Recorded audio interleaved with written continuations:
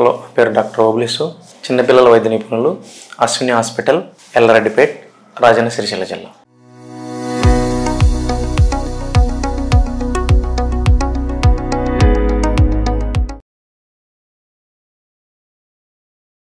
ఈరోజు చాలామంది తల్లిదండ్రుల్లో ఒక విధమైన క్వశ్చన్ అనేది ఉంది. సార్, రాత్రిపూట మా పిల్లాడు బెడ్ తడుపుతున్నాడు, పక్క తడుపుతున్నాడు అని. ఇది సాధారణంగా పిల్లల్లో ఈ బ్లాడర్ కంట్రోల్ అంటే ఈ మూత్రాన్ని నిలుపుదల, మూత్రం నియంత్రించే శక్తి 5 సంవత్సరాలు కంప్లీట్ అయిన తర్వాత వస్తుంది.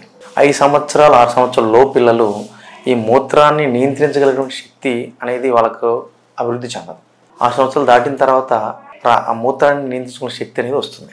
పిల్లలు తెలియకుండా రాత్రిపూట కానీ పగటిపూట కానీ మూత్రాన్ని నియంత్రించగలిగిన శక్తి 6 సంవత్సరాలు దాటిన తర్వాత రానప్పుడు దాన్ని, ఆ కండిషన్ మనం ఎన్యూరెసిస్ అంటాం.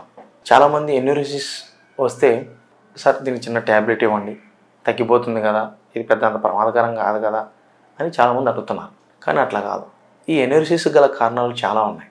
ఇందులో కిడ్నీ సంబంధించిన సమస్య కానీ, కిడ్నీ నుంచి వచ్చేటువంటి మూత్రనాళాలకు సంబంధించిన సమస్య కానీ, మూత్ర సంచి బ్లాడర్, యూరినరీ బ్లాడర్ అంటాం, దాని యొక్క సమస్య కానీ ఉందేమో. ఇంకోటి యురేత్రా సంబంధించినటువంటి ఇబ్బంది కానీ ఉందో చూసుకోవాలి. ఈ ఎన్యూరిసిస్ అనేది మనకు డే టైమ్ ఎన్యూరిసిస్ అని, అంటే పగటిపూట తన తెలియకుండా పాస్ పోయడం 6 సంవత్సరాలు దాటిన తర్వాత. రాత్రిపూట అంటే నైట్ టైం ఎన్యూరిసిస్ అని, లేదంటే పగటిపూట రాత్రిపూట 2 విధాలుగా వాళ్ళకి తెలియకుండా పాస్ పోవడం జరుగుతుంది. ఈ డే టైమ్ ఎన్యూరిసిస్లో ముఖ్యంగా ఓవర్ యాక్టివ్ బ్లాడర్ అంటాం. అంటే ఈ మూత్రం సంచి చాలా హుషారుగా ఉంటుంది, ఎక్కువ యాక్టివ్గా ఉంటుంది. దానివల్ల ఈ సంబంధించిన లక్షణాలు ఎలా కనిపిస్తుంటే ఫ్రీక్వెన్సీ, అర్జెన్సీ అండ్ డిస్యూరియా, అంటే చాలా తొందరగా పాస్ వస్తుంది.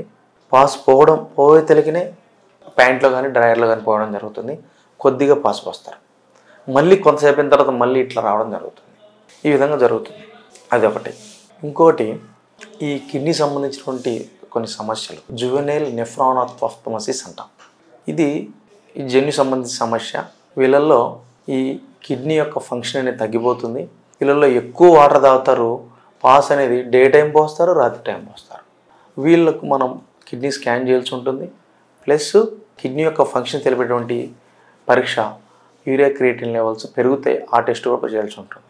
నెక్స్ట్, ఈ షుగర్ సంబంధించిన సమస్య అంటే డయాబెటీస్ మెలిటస్ కానీ, పిల్లల్లో డయాబెటీస్ ఇన్సిపిటస్ కానీ, ఇది హార్మోనల్ ప్రాబ్లం. వీటి వల్ల కూడా ఈ ఎన్యూరిసిస్ అంటే మూత్రం పగటిపూట రాత్రిపూట తడపడం జరుగుతుంది.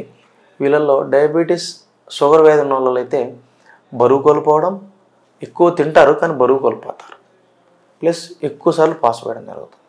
ఈ డయాబెటీస్ ఇన్సిపిటస్లో కూడా ఏమవుతుందంటే ఎక్కువసార్లు పాస్ పోస్తారు, ఎక్కువసార్లు తాగుతారు. ఇది జరుగుతుంది. దీనికి సంబంధించి రక్త పరీక్షలు, వ్యాధి నిర్ధారణ అంటే షుగర్ వ్యాధి నిర్ధారణ చేయడానికి రక్త పరీక్షలు చేయాల్సి ఉంటుంది. ప్లస్ యూరిన్ యొక్క ఆస్మోలారిటీ, ఎంత యొక్క ఆస్మోలారిటీ, స్పెసిఫిక్ గ్రావిటీ ఇట్లాంటి కొన్ని రకమైన టెస్టులు చేయాల్సి ఉంటుంది. ఇంకోటి, ఈ ముఖ్యంగా నాక్టర్నల్ ఎన్యూరిసిస్ అంటాం. ఈ నాక్టర్నల్ ఎన్యూరిసిస్ అంటే ఇది ఎక్కువగా వీళ్ళల్లో ఏ రకమైన లక్షణాలు ఉంటాయంటే పగటిపూట పాస్ పోయారు, ఓన్లీ రాత్రిపూట మాత్రమే పాస్ పోస్తారు.